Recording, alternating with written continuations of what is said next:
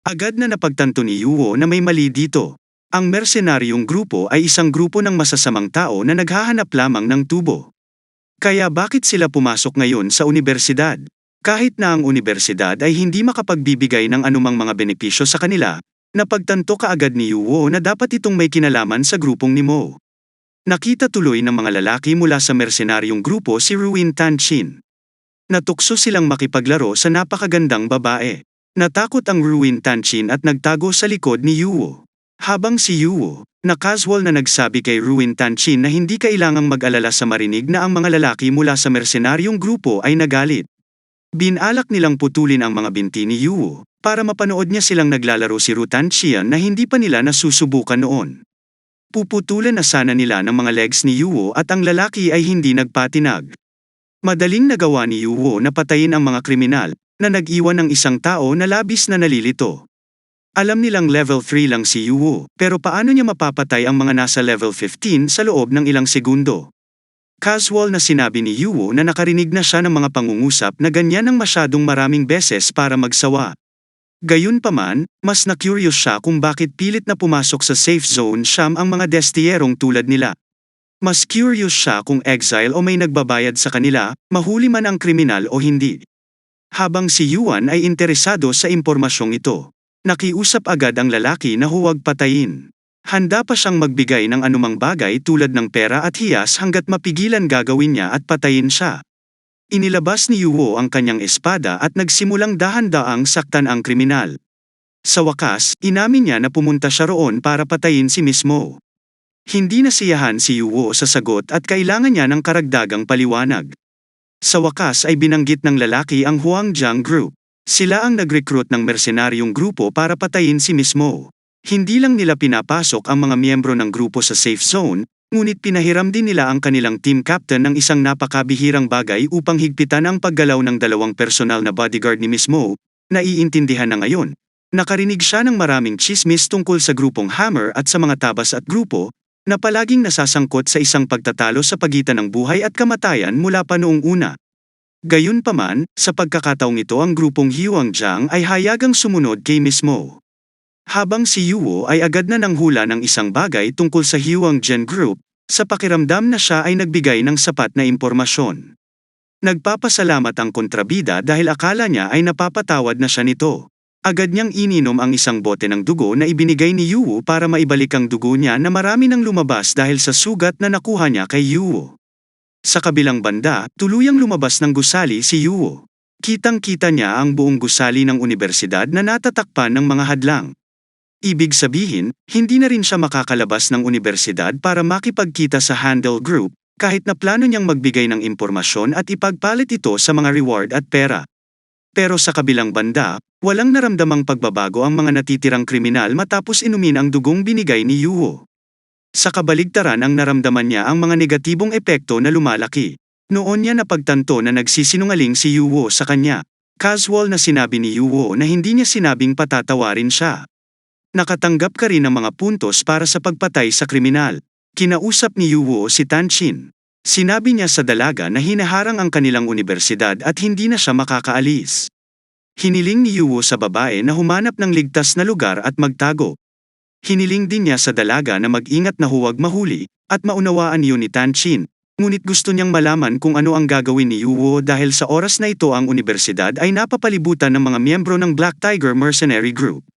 Sinabi ni Yuo na sa kasalukuyan ay siya lamang ang may pagkakataong iligtas ang bawat isa, kahit na ito ay lubhang mapanganib, kailangan niyang gawin ito. Inulit din niya na dapat maghanap si Ruin Tanchin ng ligtas na lugar at magtago ng hindi nagkakamali. Dahil ang mga pagkakamali at totoong buhay na tulad nito ay magdudulot ng mga buhay, tiyak na naiintindihan ng Ruin Tanchin na magtatago siya sa isang lugar na hindi malalaman ng iba. Sa puso niya, pakiramdam niya ay nag-aalala siya sa gagawin ni Yuo. Parang hindi basta-basta kay Yuo si Ruin Tanchin at sa wakas ay maaari na lamang niyang hilingin sa lalaki na mag-ingat at unahin ang kaligtasan. Hihilingin ni Yuo sa kanya na huwag mag-alala dahil alam na niya ang kanyang gagawin. Kailangan lang niyang tiyakin na makakapagpatuloy si Miss Mo sa buhay nito. Hindi niya hahayaang mapahamak si Miss Mo. Kahit hindi niya magawa sa sarili niya, hihingi siya ng tulong sa ibang tao. Maya-maya sa kabilang side, may ilang lalaki mula sa mersenaryong grupo na naglalakad-lakad. Ang isa sa kanila ay nakamaskara.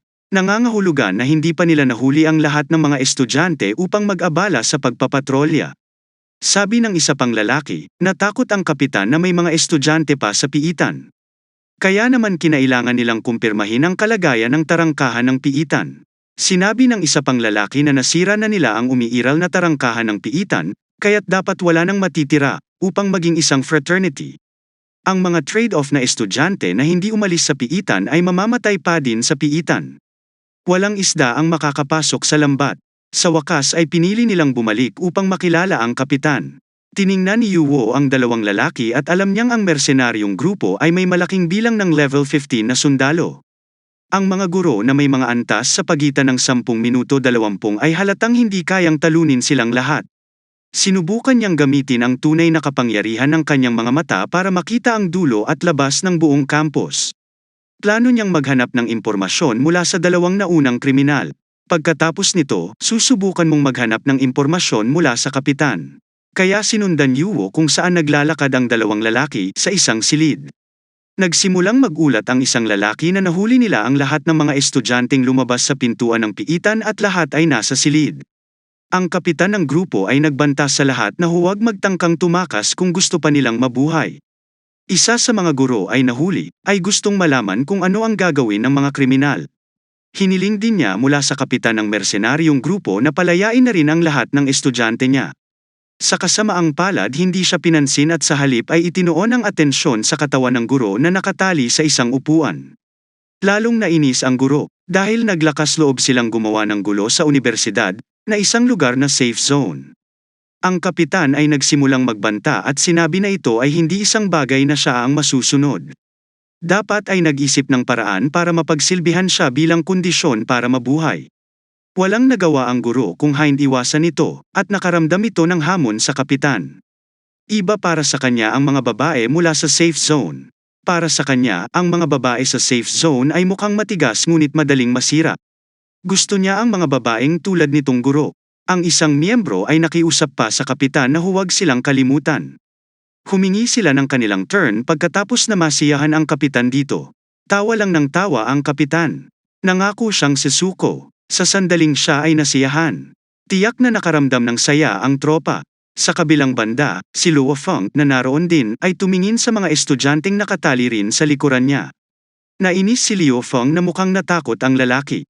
Gayunpaman, kung sila ay maglakas loob na kumilos ng walang ingat, magagawa nilang talunin ang mga kriminal sa silid at least palayain ang guro para makatakas ito at magpadala ng senyales ng panganib.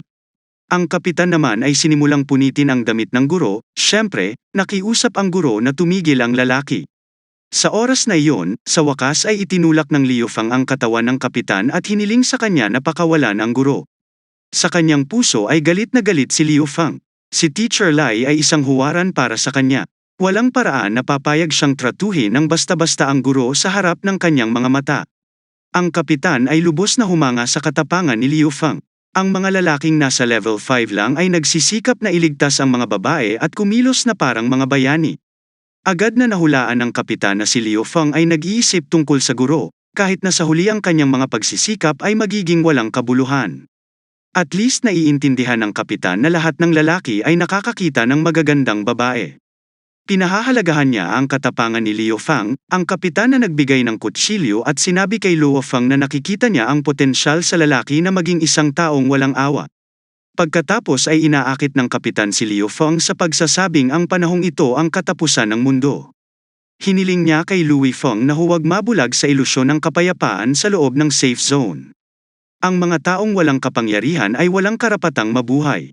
Inutusan ng kapitan si Liu Fang na patayin ang nakagapos na mga estudyante, at si Liu Fang ay makakaligtas at mapapabilang sa mersenaryong grupo. Nabigla ang lahat at agad na nagsiwalat at agad na nakiusap kay Liu Fang na huwag silang patayin. Kinaligan ng kapitan si Liu Fang. Siya ay talagang isang makulit na tao. Napagtanto niya na siya ang amo sa universidad. Natuwa rin siya sa pag-abuso sa PVP mode sa kompetisyon sa piitan. Gayunpaman, nilinaw pa rin niya ang pagkakaiba sa pagitan ng katotohanan at ng piitan. Galit na galit siya at ininsulto ang mersenaryong grupo. Ayaw niyang mapabilang sa ganoong grupo at sinabihan silang pumunta na lang sa impyerno. Ang pag-atake ng kutsilyo ni Liu Fang ay napakadaling hinarang ng kapitan. Kahit na may kaunting pag-asa na sana sa kanya ang kapitan, nabibigo lang pala siya ni Liu Fang. Naghahanda ang kapitan na salakayin si Liu Fang na gustong magpanggap na isang bayani. Balak niyang putulin ang kamay ng lalaki na siyang magiging katapusan ng buhay ni Liu Fang. Sa kanyang puso, lubhang natakot si Liu Fang kahit na may balak siyang gumawa ng mabuti. Sa huli, ang kanyang mga pagsisikap ay kailangang tapusin siya ng ganoon. Nakapikit lang si Liu Fang. Biglang may tumunog na boses at sinabing alam na niya na tiyak na hindi mapipigilan ni Liu Fang ang mga galaw ng kapitan.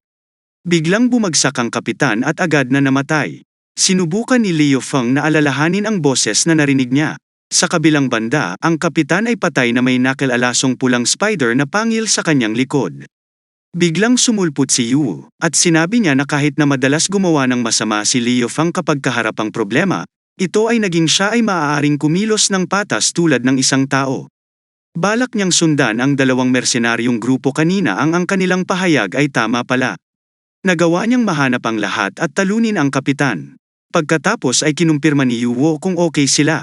Mula sa kanyang puso, maswerte si Yuwo dahil sa paggamit ng advantage ng KN Emperor's account, makakagawa siya ng stealth mode plus attack items na nagdulot ng magandang epekto. Maaari pa niyang talunin ang mga kaaway na mas mataas ang antas kaysa sa kanya, bagamat kailangan niyang malaman ang kanyang mga limitasyon sa ibang pagkakataon at sa pagkakataong subukan ang mga ito. Nang makita ang presensya ni Yuwo ng mga paparating na miyembro ng mersenaryong grupo, agad siyang inatake ng lahat. Hindi nila inaasahan na lalabas si Yuwo at papatayin ang kapitan nila na nasa level 25, sigurado sila na ginamit Yuwo, ang tusong mga ari-arian at sinubukan nilang patayin si Yuwo. Agad na hiniling ni Yuwo kay Liu Fang na humiga kung gusto pa niyang mabuhay, madaling napatay ni Yuwo ang natitirang mga kriminal at nakuha ang gantimpala.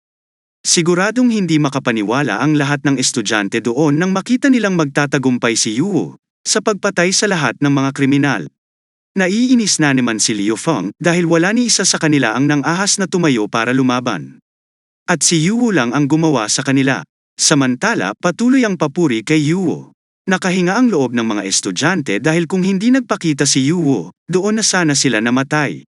Sa kabaligtaran, ang pagkamatay ng mga kriminal ay gaya ng nararapat. Pinuri rin ng ibang mga estudyante si Yuwo at nagpasalamat sa kanya. Sa oras na ito sinabi ni Yuwo kay Liu Fang na sa totoong pagsubok ng buhay at kamatayan, ang pagganap ni Liu Fang ay medyo nakakagulat. May mga kwalifikasyon si Liu Fang na maging nakababatang kapatid na lalaki ni Yuwo, kaya gusto niyang malaman kung gusto pa rin ba ni Liu Fang na sumali para maging kanyang nakababatang kapatid. Masigasig na pumayag si Liu Fang na sasama siya kay Yuwo. Tinatawag na niya ngayon si Yuwo na kuya. Sumamba siya at sinabing ayaw na niyang mapahiya pa at gustong lumakas. Hindi mahalaga kung ano ang kinakailangan upang makamit ang layuning iyon. Nakita ni Yuwo ang malaking katapatan mula sa loob ni Liu Fang. Ang mga nakaranas lamang ng mga sitwasyon sa pagitan ng buhay at kamatayan ang makakaunawa nito. Ibinigay ni Yuwo ang kutsilyo na pag-aari ng dating kapitan. Sinabi ni Yuwo na ang halaga ng XP ay ibibigay kay Liu Fang, kaya dapat niyang malaman kung ano ang gagawin. Ang kapitan na sugatan ay maaari lamang silang kutsain bilang mga mabahong brats na naglakas loob na labanan ang mga Black Tiger na mersenaryo ng mga Smiley Brats. Hiniling niya kay Yuwo at Liu Fang na tapusin ang kapitan. Dahil kung hindi ay mamamatay ang lahat ng pamilya ng mga estudyante. Sinabi ni Liu Fang na handang siyang patayin ang kapitan na wala siyang pag-aalinlangan o panghihinayang. Dahil alam niya ang ginawa ng mersenaryong grupo sa kanilang lahat, ngunit nakiusap pa din sa huli ang kapitan kay Liu Fang na huminto ng may pagmamakaawa. Samantala, sa kabilang banda, masaya si Liu Fang dahil sa huli, nagkaroon siya ng sandali kung saan pinatay niya ang ibang tao para sa kabutihan. Pagkatapos ng matagumpay na pagpatay sa kapitan, mas nagulat si Liu Fang dahil nagawa niyang tumaas ng 5 level at naging level 10 siya. Agad siyang nagpasalamat kay Yuwo sa pagpayag niyang sumali. Nangako siyang magiging loyal kay Yuwo. Nakikita ang lahat na dumagsa ang mga estudyante para samahan si Yuwo bilang kanyang magiging team. Nangako silang susundin ang kahilingan ni Yuwo. Tinanong ni Yuwo kung lahat sila ay maaasahan. Pagkatapos ay iginiit ni Liu Fang na si Yuwo lamang ang maaaring magpasya. Ayon sa kanya, kahit wala man sa qualifications ang mga estudyante para dalhin ang kinatatayuan ni Yuo. Gusto lang sabihin sa lahat ng mga mag-aaral na ito ay isa ng magandang regalo. Habang si Liu Feng ay kinaligan ang nakataling si Teacher Lai. Tapos ay nagpasalamat si Teacher Lai. Dati, si Louis Feng ay kilala bilang isang makulit na estudyante sa mga guro sa universidad. Gayunpaman, hindi inaasahan ni Teacher Lai na magagawa ni Luo Feng na ipagtanggol ang guro sa ganoong kritikal na sandali. Nahihiya si Luo Feng na humiling sa guro na huwag magpasalamat sa kanya. Pakiramdam niya ay mas matapang siya sa pagiging makulit na estudyante. Ayaw lang niyang makita ang guro na binubuli ng mga kriminal. Sa oras na iyon, hiniling ni Yuo kay Luo Feng na tulungan siyang pakawalan ang ibang mga estudyante sa halip na manatiling ma-right sa buhay ng guro ng mahabang panahon. Tinanong si Yuo ni Master Lai kung ano ang dapat nilang gawin ngayon. Marami pa ring kaibigan ang nakakulong at selyado pa rin ang campus. Walang paraan para makatakas at tumawag ng rescue troops view. Hiniling ni Yuo sa guro na huwag mag-alala dahil mag-iisip siya ng paraan. Habang sa wakas si Yuo ay gumamit ng mga nalinang niyang kasanayan upang makita ang kalagayan ng universidad. Kitang-kita ni Yuo na ang mga estudyante at guro ay nakakulong sa gym. Bagaman hindi masyadong mataas ang antas ng mga gwardya, marami sila. Nakita rin niyang walang nagpapatrol o gwardya sa lugar ng bodega, kaya doon ay maaaring magtago ang mga ligtas na estudyante.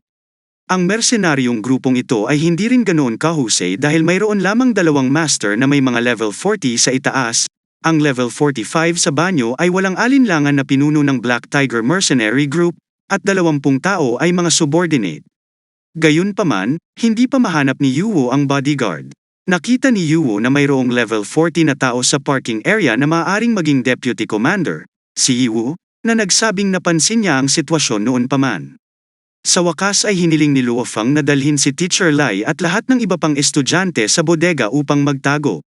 Nakaramdam ng kaunting pag-aatubili si Liu Feng dahil gusto niyang sumama kay Yuo para patayin ang commander. Sa ngayon si Liu Feng ay pabigat pa rin sa kanya ngayon kahit na hindi niya sinasadyang masaktan. Kung tutuusin, may mas mahalagang gawain para sa kanya, ang protektahan ang guro at ibang mga mag-aaral. Bilang kapalit, si Yuo na nag-abot ng pulang gagamba na fang item na dati niyang ginamit para patayin ang nakaraang captain na level 25. Gayunpaman si Liu Feng ay medyo nag-aatubili na tanggapin ang item na ito, na napakabuti para sa kanya. Hiniling ni Yuo kay Liu Feng na kunin yun. Ayon sa kasalukuyang lakas ni Liu Feng, kung kailangan niyang harapin ang mercenaryong grupo, mamamatay siya, dahil hindi ganun kataas ang level niya. Dapat iwasan ni Louis Feng ang pakikipaglaban, ngunit kung ito ay hindi maiiwasan, maaari niyang saksakin ang kaaway sa likod. Upang harapin ang napakalaking pinsala, 2 beses lamang magagamit ang mga pangil, kaya hiniling niya kay Louis Feng na isaalang-alang ito ng mabuti. Tanong ni Liu Feng, huwag mag-alala si Yuo dahil siya ang pinakamagaling sa sneak attacks at stabbers. Natuwa si Yuo nang marinig na nagpatuloy si Yuo sa kanyang paglalakbay. Ang una niyang layunin ay iligtas si Miss Mo, ngunit napagtanto niya na ang pagkakaiba ng antas sa pagitan niya at ng level 45 commander ay napakalaki, kahit na ginagamit ang bentahe ng account ng KN Emperor upang harapin ang pagkakaiba ng 33 na antas. Habang si Liu ay walang tiwala sa lahat sa pagkatalo sa kanya. Siya ngayon ay nahaharap sa isang malaking problema kung saan hindi niya alam ang mga limitasyon kung hanggang saan siya makakalaban na may malaking pagkakaiba sa antas sa kasalukuyan siya na nasa link level 12 ay napatunayang kayang talunin ang isang level 25 na kapitan. Ngunit ano ang tungkol sa level 40? Ang pagkakaiba sa pagitan na 28 na antas ay hindi isang ligtas na sitwasyon. Pakiramdam niya ay kailangan niyang pataasin muna ang antas niya. Pumasok si Yuo sa espasyo ng system.